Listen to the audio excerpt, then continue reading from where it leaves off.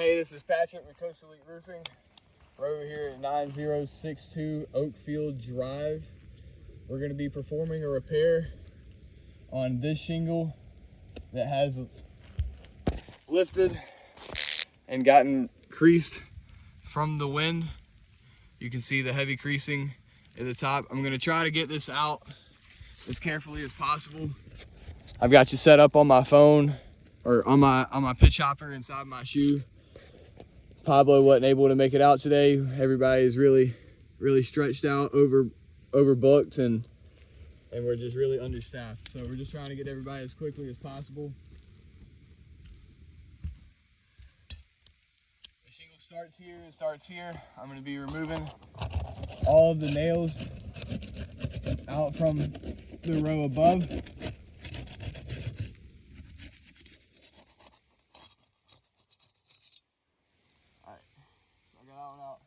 I'm going to be as careful as I possibly can. I've got to get this row up and the row above in order to get all of the nails out as easily as I possibly can.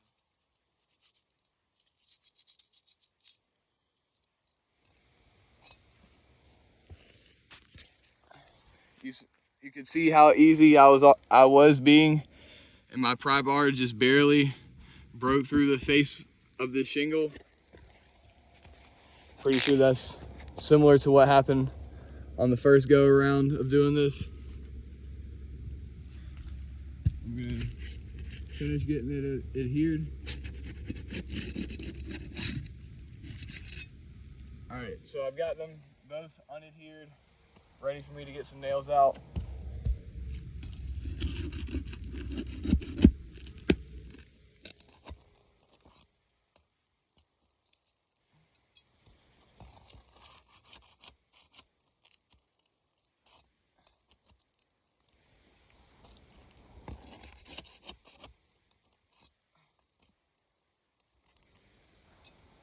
I'm picking this shingle up as low as I possibly need to get these nails out.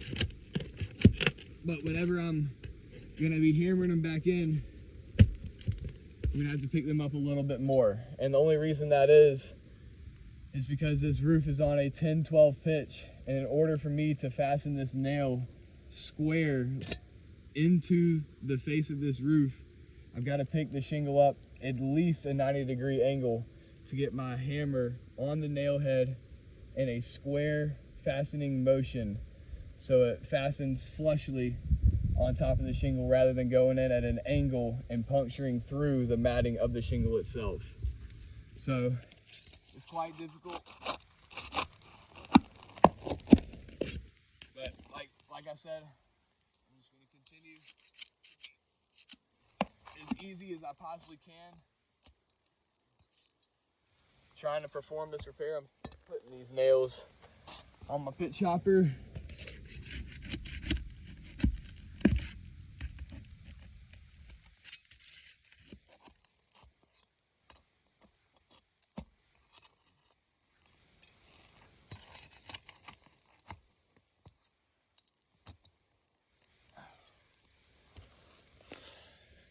All right, that should be enough. Get all, oh, we got Bruno Moss holding this in somewhere. Oh, right there. All right. Oh goodness. That should be enough to get that out of there. Yep.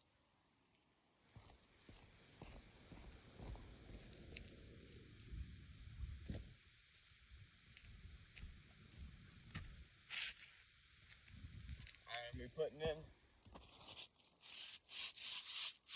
new shingle.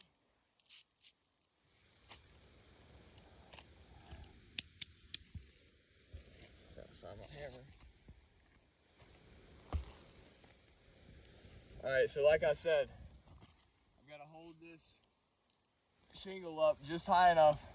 If I hold it any lower, I'm going in diagonally, and we don't want to do that. We need to fasten this shingle properly and put this square or this nail into the shingle squarely.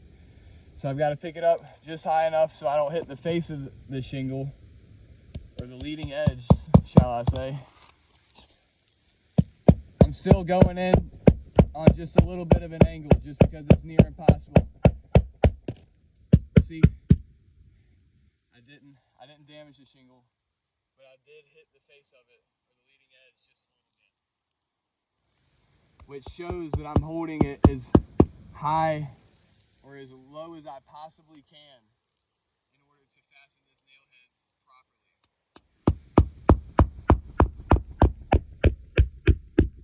That one, you can see, it went in just a little diagonally. You can see how that nail head's still sticking up. And that's because I am holding the shingle up as minimal as possible.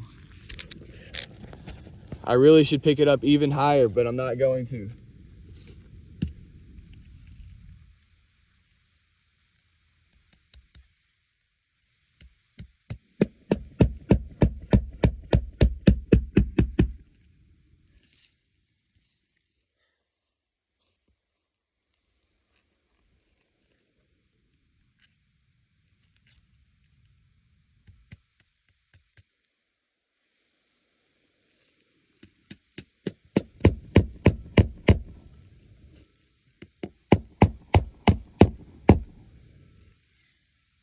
I'm not fastening them as square as I want them to,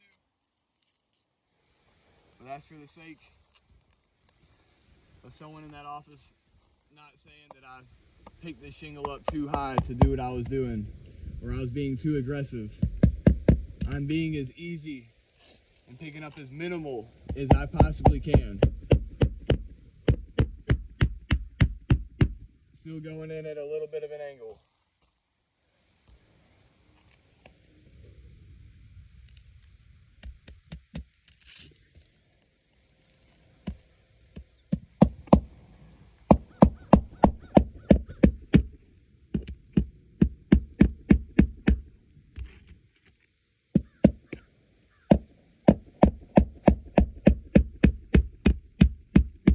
That was the very first one that I could get. It went in flush like I wanted it to. You can see that one is fastened nice and flush. This one still on an angle. This one still on an angle. That shows that I'm picking this shingle up as minimal as possible. So I'm going to continue through, try to finishing the fastening.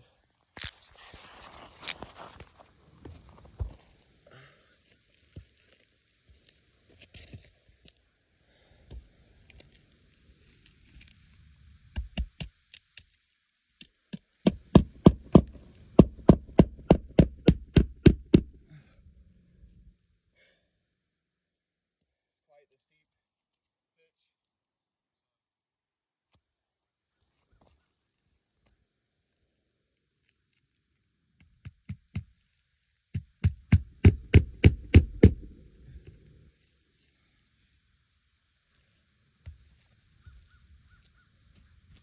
One more nail.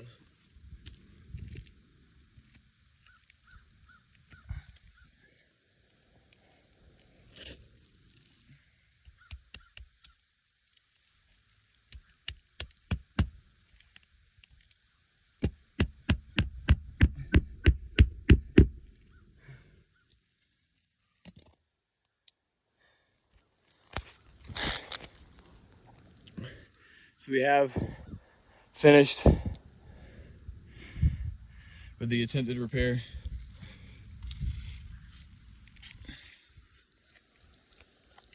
We did inevitably cause additional damage.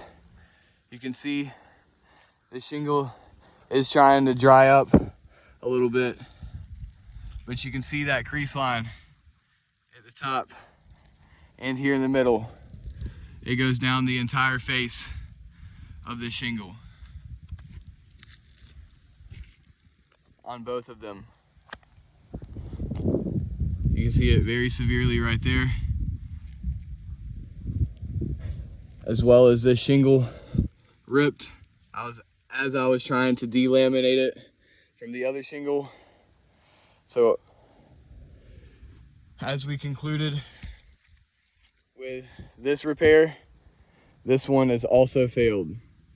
So if we go around trying to repair all of the damaged shingles on this roof, we're inevitably going to cause additional damage to the surrounding repairs, and it's going to be a domino effect. Thank you for your consideration and time and patience in watching this video, and I hope that it helps us out. Thank you so much.